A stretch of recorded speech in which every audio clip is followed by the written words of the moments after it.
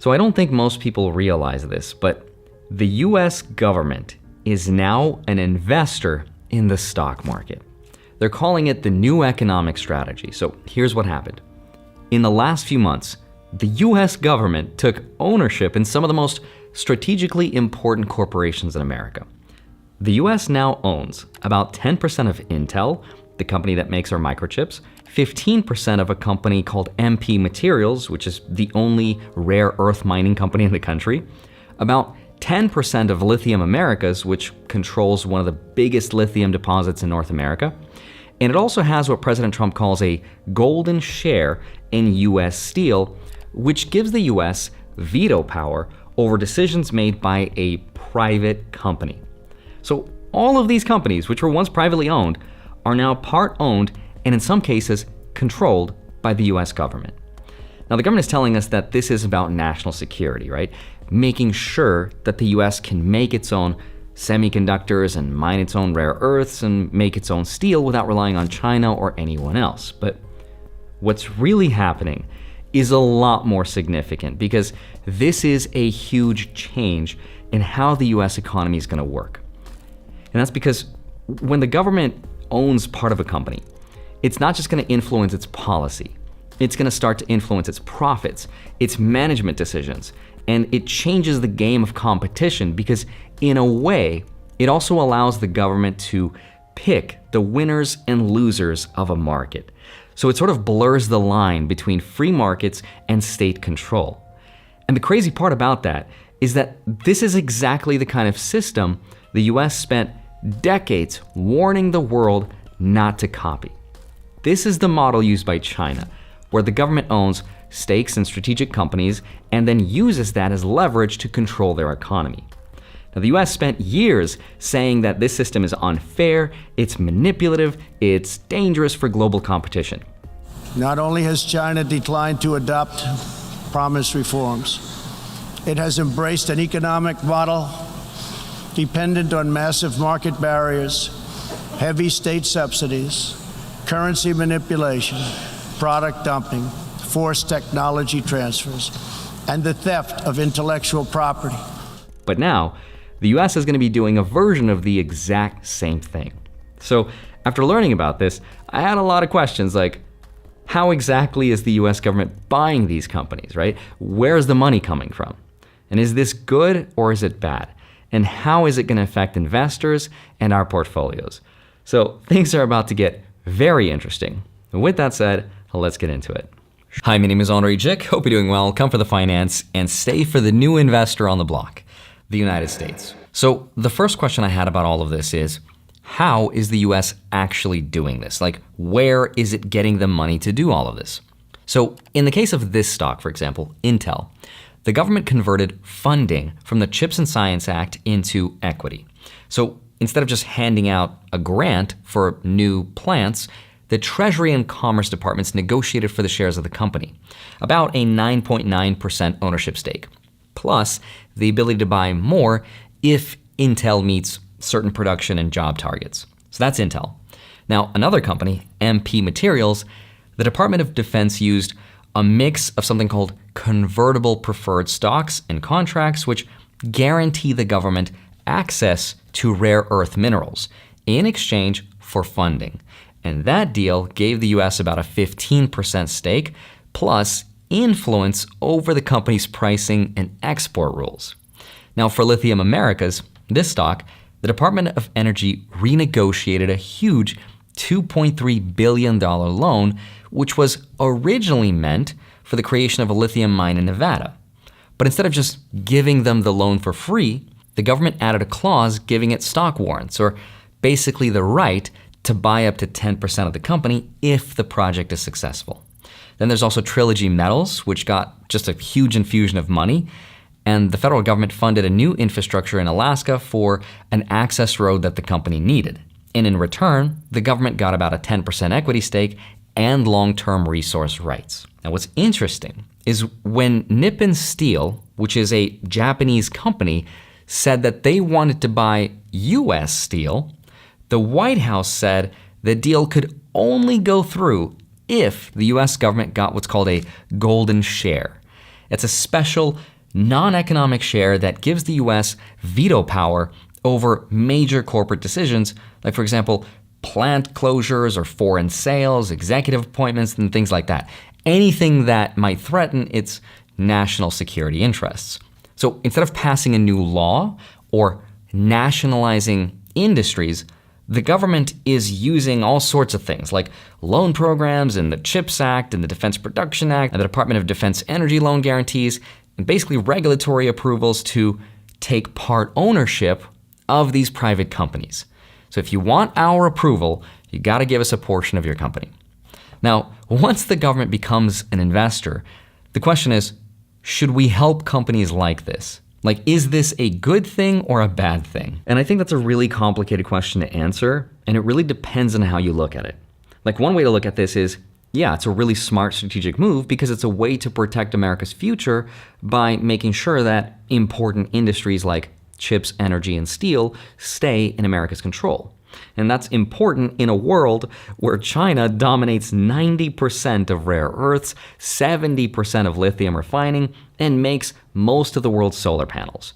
So the question is, how do you compete with a player that has so much influence because it controls its own supply chain? China controls the resources and the manufacturing that makes all of this possible, and the US just can't compete with that.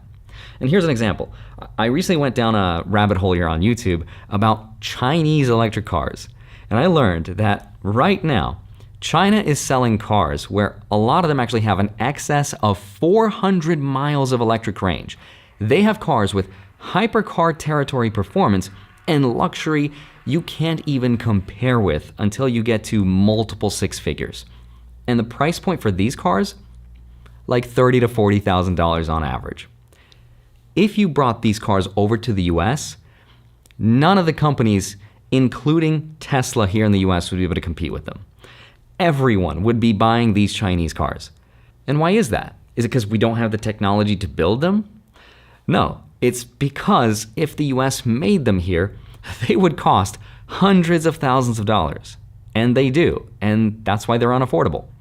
China can do this partially because they steal the United States IP for research and development because everything is made there, but also because when you get rid of the R&D cost and you have the power of government money to subsidize the manufacturing of cars, no free market can win against it.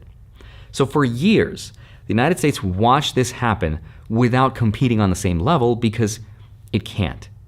And now that's starting to change. The US is realizing that this idea of the free market cannot win against a command economy that uses state power and influence to win. So America's answer then is to start playing by the same rules, to make national security its new priority. And politically, that's actually really powerful, right? Because no president wants to be the one accused of letting another country win the race of technology and energy. So all of these equity deals that we're seeing play out, they let the president say, we're bringing back jobs, right? We're building factories. We're investing in America again. So on paper, it looks like a very patriotic, very smart change, right? But it also comes with a huge change to how capitalism works, because when the government starts deciding which companies deserve to exist, like which ones get the approvals, which ones get the money, which ones don't, then that's not really a free market anymore, is it? And that's where things start to look a lot more like China than I think anyone wants to admit. But then the question is, so what? Is that such a bad thing? Before we get into that, here's something I've been personally doing to keep stacking sats while the rest of this plays out with a Bitcoin credit card by Gemini, who's actually sponsoring this video, and it's a card I've been using for a while now. All opinions are mine, and they weren't influenced by Gemini. I use it like any other regular credit card for gas, groceries, and travel, but I earn Bitcoin every time I use it. It has no annual fee, and you can see the rates and fees in the description for more info, but you get up to 4% back in over 50 cryptocurrencies instantly, and you can choose which one you want.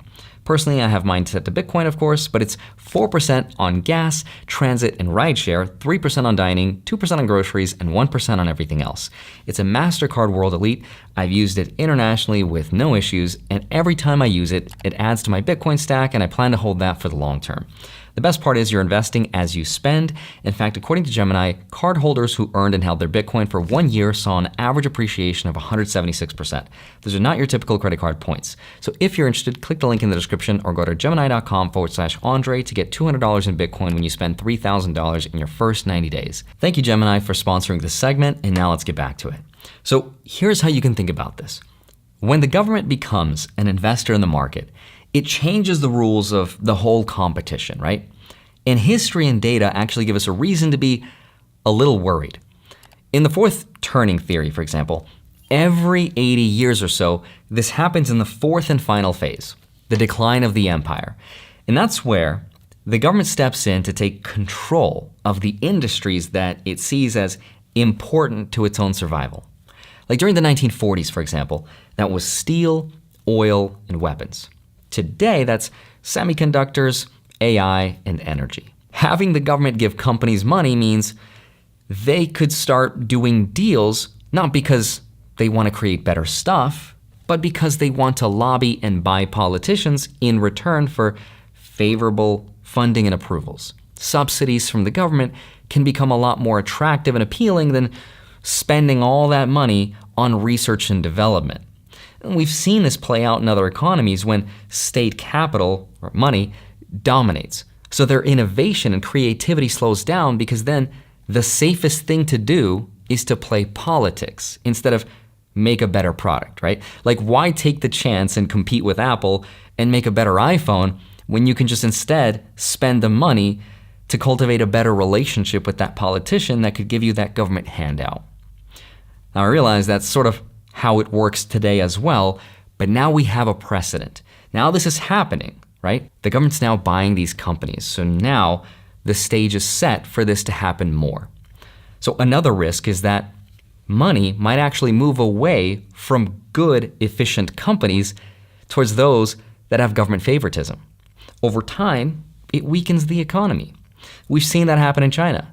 There, the government owns big stakes in what it calls strategic industries: finance, energy, tech, manufacturing. But instead of having a competitive market that's driven by a free economy, it instead creates what economists call rent-seeking behavior, which is when companies exist just to stay in favor with the state rather than its customers. So what ends up happening then is, on one side, politically connected companies, they get all the cheap loans, all the tax breaks, and all the subsidies, right? And on the other hand, the independent companies, even the good creative ones, have a really hard time with money and approval, so they can't really compete.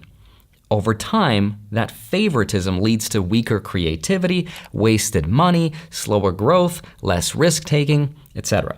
Right? That's why some economists say China's biggest weakness is not its debt or demographics, it's their parent state, the dependency of it. So if the US starts doing the same thing, that risks building an economy where political access becomes more important than creativity. So that then brings me to the real question, which is, why is the US buying the stock market right now? It's because this is the fight for the control of the future. And this is happening at a time when China's economy is slowing down. Russia is separating itself from the West, and the US is looking at the most expensive debt in history. At the same time, the world is sort of splitting into two separate economies. One that's built around dollars, and the other one that's built around Chinese capital. Both sides are sort of racing to control the same stuff: energy, microchips, minerals, and the internet. Whoever controls that controls the future. Now, in this game that's being played, China's actually winning. Like, take rare earths, for example. China controls the refining, the processing, the export restrictions, and the licensing. That gives it the ability to say, if you press that reset button, no more rare earths for you, right? That means China controls the pricing power and the ability to weaponize its supply. And it's not just minerals, by the way. China also controls roughly 80% of solar panel production. So the US can't just rely on trade deals or sanctions, because those don't work against a country that controls its own supply chain. So that's why this is happening now. The US can't compete with China in the open market, The US cannot weaponize the dollar against China the way that it does against the smaller economies. And it can't use the reset button, which has historically been war, because that's not a winnable option. The US government knows this. So then how do you fight back, right? So I think what's happening right now is a strategy of, well, if you can't beat them, join them. And that's why the US is buying into the stock market, because it has to. It's building its own version of state capitalism, whether we admit it or not. And that, I think, leads to a more important question, which is, of course, is this good or bad for the average person that lives and invests in the US? And here's my very uninformed opinion, because at the end of the day, I have no idea what's going to happen. But first, I just want to address people that say, well, Andrei, this is nothing new, right? This is not the first time that the US gets involved. The US is finally just catching up. And that is true. This is not the first time, because DARPA funded the internet, right? NASA funded space technology. The government's always been involved in one way or another. There's a long history of public money funding private companies. But this time is very different, because the government is not just giving them the money and funding it, it's also now partially owning them. And I think ownership changes the incentive structure. And that's really dangerous, because once you mix politics in with free markets, then it's really hard to see where one begins and the other ends. And I think on the surface, it sounds like a good idea. It sounds patriotic, right? Like we're investing in America's future. But here's the truth. This is not the kind of manufacturing that's going to bring back millions of jobs. Because the industries we're talking about, like semiconductors, lithium refining, AI infrastructure, those are all very high-skilled, high-tech industries. In some cases, they'll require PhDs and robotics engineers. They will be mostly automated systems that are going to do most of the work humans used to do. So even if we do build more factories, they will be filled not with people, but with robots. You might see a ribbon-cutting ceremony or two and maybe a couple thousand new jobs, but they will never offset what will be lost to automation and AI. Now for investors though, I think this creates a new opportunity, because when the government becomes an investor, politics, I think, starts to play a much bigger role than it normally should, whether we like it or not. So the companies that start to win then are not necessarily the most creative ones. They'll be the most strategically and politically aligned ones. Right? And we saw that play out earlier in the Trump's presidency. A lot of companies were sucking up to the president, and they were there. It's for a reason. If the US owns 10% of Intel, and it funds MP Materials, and it backs Lithium Americas, Wall Street sees that. That money follows that. And if you think about it, when the government invests in companies, it also has an interest in keeping their stock prices somewhat stable, especially during election years. That's kind of a safety net in a way. In a way, it's the US market is actually being engineered not to fail.